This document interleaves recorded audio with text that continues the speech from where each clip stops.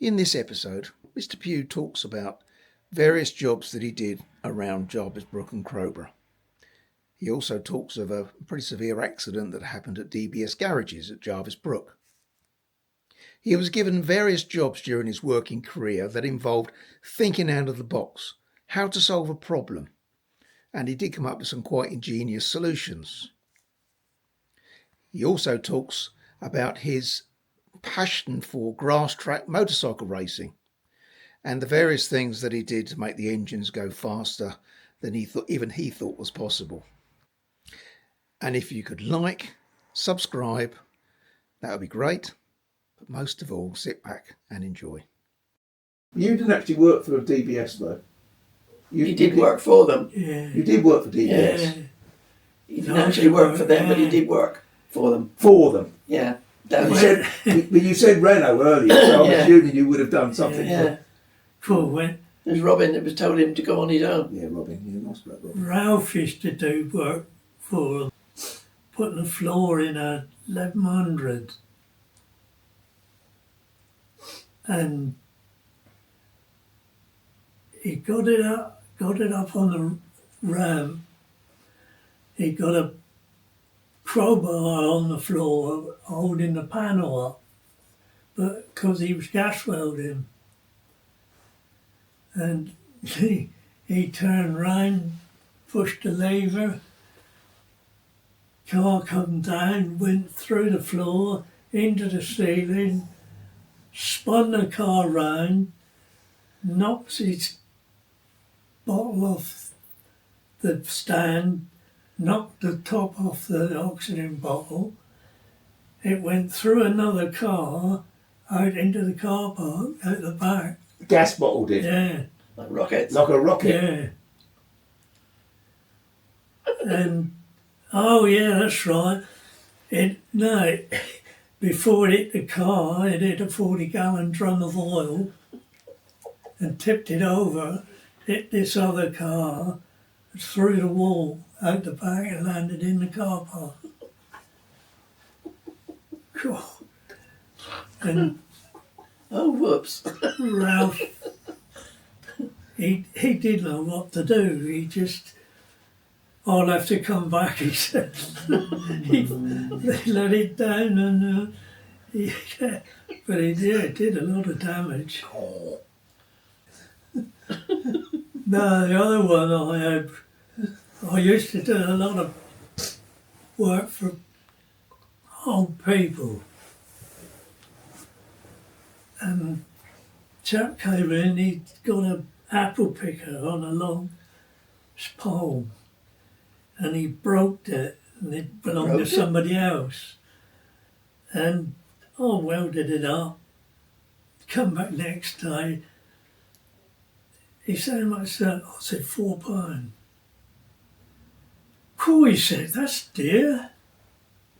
So I said, I'll make it cheaper for you if you like. All right, he said, so I broke it, give it back to him. I said, there you go, you can have that. He went away, came back next day, and he said, well, could you weld it up for me? I said, yeah, it'd be £8. Away he went. I knew that was coming. Yeah, I thought, I can't believe it. Yeah. There was a bloke at Irish Wood factory getting up towards London, did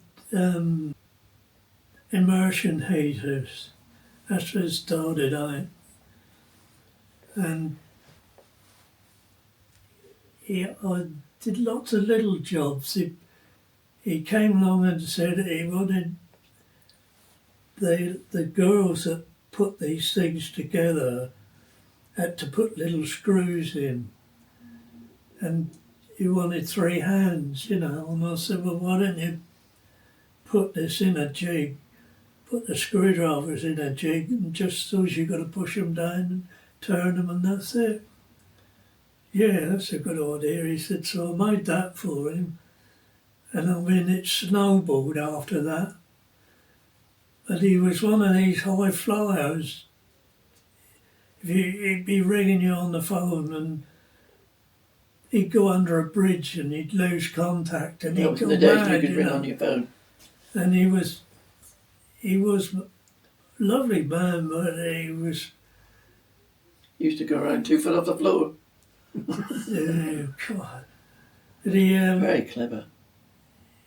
Well, that Horacewood, It- you say? Yeah. Horacewood. it went on and on, all different things. He said, can you solve this? Oh, you did Yeah. loads of stuff for him. The caps that go on top of immersion heaters, he wanted them all to go the same way. They had like a little notch out of them. And I had it for about a week, I suppose, and I sorted it out until they all came out in line. And, They go down a chute, but they had to turn and, you know. and he said, I can't believe this. He said, I spent a full-figure sum on 3 people. I've been on months with this. He said, you've had it for a week and you've solved it. And because And it was he so went simple. mad, there was loads of work. And then he wanted me to make a packer machine that pushed these things into immersion heater into a box, and it got into vacuum things that open boxes and things like that. And it worked partially, but what he wanted was then someone to move the boxes and then someone to put the things in the other end, you know. I said, I can't build things like this. You've got to have one going, and then you can build on it. Better it. Yeah, but then he said, would you like to come in with me? I'm going to build wooden window frames. And he said, would you come in and do jobs for me? I said, yeah, that's fine. And They he died. died. So I thought, Yeah, what's that? bloody handy.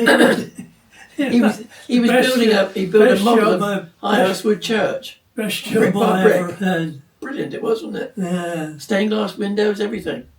Very clever man he was. He was really nice. When we went to Hello down on the chicken farm, they had so many crops a year. He did. You had to clean the sheds out, obviously, between, and he had another crop a year because he did it so fast. Yeah. And he gave him a rise. I'd been on the tractors for years, and we had to stay in a caravan because The people in the house out wouldn't of the get out. cottage. Anyway, he came in the morning and they were catching, and they'd already cut one shed. They were into, there was three there, sheds, yeah, and and the and the chapel. chapel up the road. And he blew up and come out and he said, oh, you can start clearing that shed out. And so it's about 8 o'clock.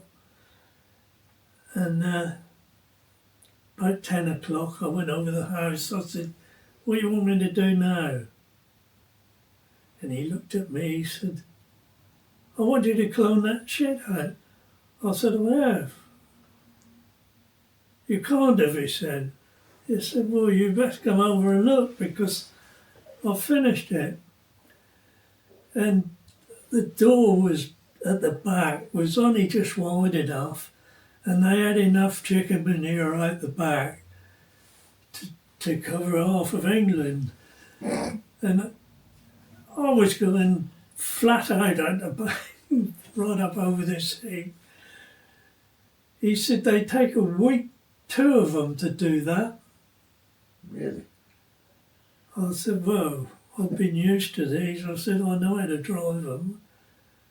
And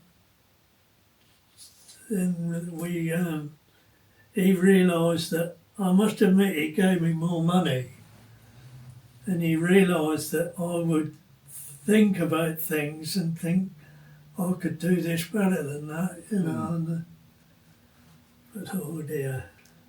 That's what I was saying earlier, it's the thinking, isn't it? It's the Yeah. thinking the way out of the problem. I think that one of the biggest things I've ever done was a little round wheel, you know, like the front of a old dynamos, Yeah. with a curved fan. I made an aluminium one of them, and I thought, how can you turn? I got a rotary table. In the end, I had two. I put a rotary table on top of another one, so as you could revolve it and turn the thing. I said to the bloke when he came, he said, "Could you make one of these?" I said, "Yeah, but it'll be expensive." He said, "How much?" I said, 300 quid. Whoa, he said, "That's a lot of money." I said, "It's a lot of work." I said, "I can do it," but I said, "It'll take a time to sort it out." And I remember him going, he said, "I can't believe you made that." And he paid all right. He said, "That's expensive." Anyway, about, a year ago, he came back for another job. He said, "You remember that?" And I said, "Yeah." He said, "You were right." He said, "That work's a treat." You invented going back to Hadlow Down, they had a caravan, him and Oh, his yeah. wife. He had some nice old cars. But he had was it a Daimler? Is that what he used to drive? Vintage cars. Yeah, I know. Yeah. He used to pull a caravan. They used to go abroad with his caravan. And When this was in the early 70s, wasn't it? no, 60s, 60s. late yeah. 60s. When you reversed them, you had to do something to them. I can't remember what it was. You had to stop and get out and do it. You had to stop and get out. That was the brake. It's a brake thing. Yeah, it's the thing. You used to take it off the automatic, the shunting brake on the hitch, because the hitch used to go like that and put the brakes on. Put the brakes You on. used to have to get out and lift off the release. Otherwise, if you go backwards, the back brakes will go on. Yeah. Well, I just made a loop you could put in front, and he went over to Spain. He said he couldn't believe the number of people that were looking at it. Wants to know where he got it. What they couldn't understand how he could pull straight up and back in. Yeah. So as soon as you went backwards, Yeah. it pulled the loop somehow and then took off the release. A little while later, we got up to Studland's caravans to get a bottle of gas. They got them up there. Somebody started making them. Somebody copied it. Could have made a fortune on that. I was saying earlier, Dave Martin was praising your engineering skill, and he was telling me about. He said about speedway bikes or race bikes or whatever it was you were doing, and he was saying that can't remember the details, but he was saying that some engine you'd built and the amount of horsepower. He was saying, is it right that he was saying that you would cut camshafts and weld camshafts together and stuff? Is that right? Yeah. Seriously? Yeah. On the Yamaha V20, Yamaha four cylinders. So they two struck together, you know. Sounded funny, but Christ, they did go. Just the thought of cutting it and getting it to balance, I mean, is a feat of engineering itself in my head. Yes, he was saying some engine that you'd got to produce some ridiculous amount of brake horsepower. Or We used to have race down at Matcham. I don't think they have it there now. No, they don't. They banned it. I think they banned it because somebody got killed there. It had a solid fence round. But we had a V-twin 2 Formula One second-hand pistons and put it in there, and it really did go. Did go. I mean, it flew. It beat everything. He nearly took the passenger's head off the first time he took it out. To go around the bend and it's a bit hard. Yeah, I used to race sidecars, grass track sidecars, Oh, right, okay. and I saw so many people wreck engines. I thought, I can do this. Did you used to race yourself then, or maybe Yeah. you used to race yourself? Yeah. Yeah. I loved it. Hmm. I was unfortunate that I didn't really have enough money. That was a big snag. I've got special camshaft fit in a 650 Triumph, and I met him through motorbikes. Did you? It went like a rocket off the line, but it wouldn't pick up. Yeah, yeah. And I was reading a book about Jaguars, because, you know, it's a similar dome piston and everything. And they advanced the ignition timing, to 39 degrees before top dead centre. And I did that, it transformed it. Did it? Absolutely transformed it. It got going one meeting. I was really unlucky. It flew, and I hadn't really raced that fast before, and went round the back of the starting post. I couldn't keep it in. I didn't give up, I just kept it flat out. And right on the third heat, the bloody chain broke. It was the best race we'd ever had. Yeah, we both used to go to Exeter Speedway. Oh, right, okay. Well, I mean, I started going in 1947 Yeah. when I was 7 years old. Yeah, what, with your father or No, something? my mother. With your mother? Yeah, she was mad You used about to it. go, oh, your mother was mad about Speedway? Yeah, Dad wasn't, but Mum was. That's unusual, isn't it? Yeah, so we used to go up on the train from Dawlish to Exeter and go. It was quite near the station. And I didn't know, but John was going at the same time. And then when we met, I just left school actually. And he had a Bantam, and his mate had one as well. And of course, all the girls were just like. And one night he said, one evening we were stood there, a whole group of us, and he said to me, "Do you want to go for a ride?" I said, yeah, and that was it. Lovely. And then we used to go to Exeter Speedway every night, didn't we? Well, every Monday night. Yeah. It was funny, really. You talking about that garage up the road. Oh, when I worked at Aero Services, there was a bloke. I think he was a Londoner, and he used to have a big Royal Enfield, and he kept breaking down. And he was always late. And one day he came in and he said, "That bloody bike," he said, "I've thrown it in the hedge." I said, "What are you going to do with it?" He said, "You can bloody well stay there." He said, "Oh, I'm not picking it up." I said, "Well, I'll have it if you don't want it." It was a 750 twin, I think. I can't remember exactly what it was. It was a twin anyway. And I said, "Yeah, I'll have it." And just up the road where the bakery is, next door, there was a bloke had lawnmower shop. We were talking about him just now, Pat. Pat, yeah, I remember Pat, yeah. Yeah.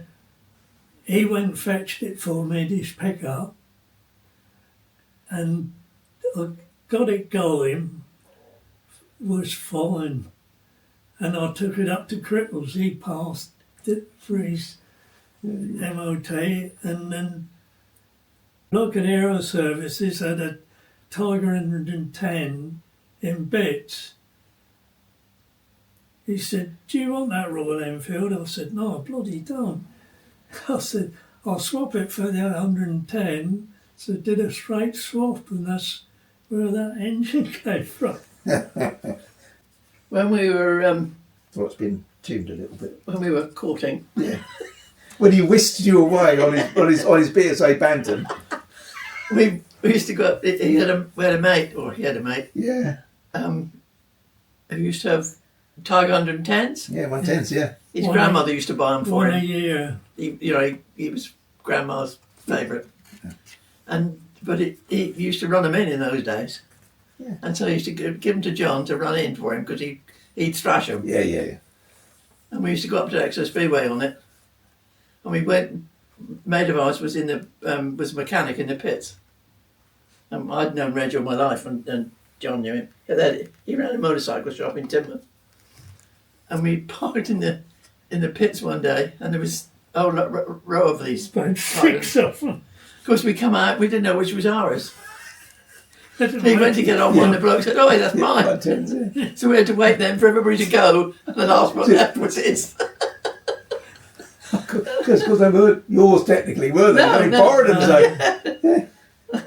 I'll tell you what, We used to race a Rudge, didn't we? we used Oh, Rush, yeah.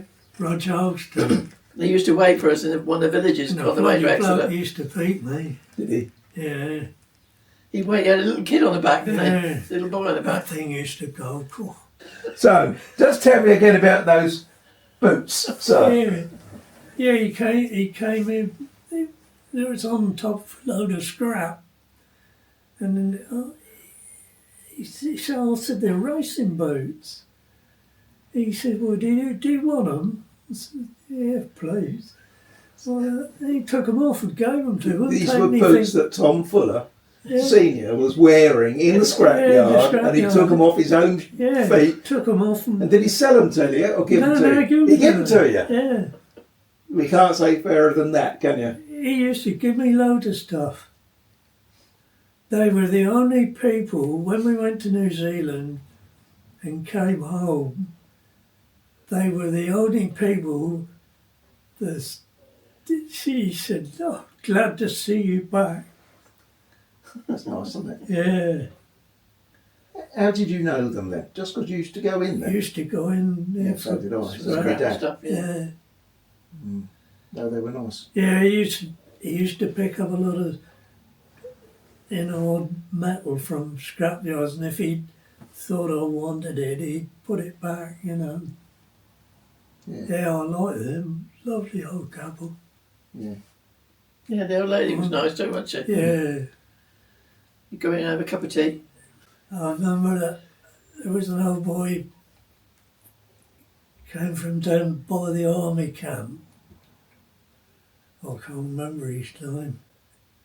He had a car of this bloke's up in the yard at one he'd scrapped. And Tom said, "Oh," he said, "we did well out of your car." "Oh, why's that?" he said. Well, he said, "We opened the boot up." He said, and there was about £1,000 in the back. The old boy believed him. He went for that. Yeah. I think his name was Manser. Manser, that's Manser. right. That's the one. Yeah, Mr. Manser on the Yeah, right hand that's side. his Yeah. name. Yeah. Yeah, I went down And to he did get upset about that.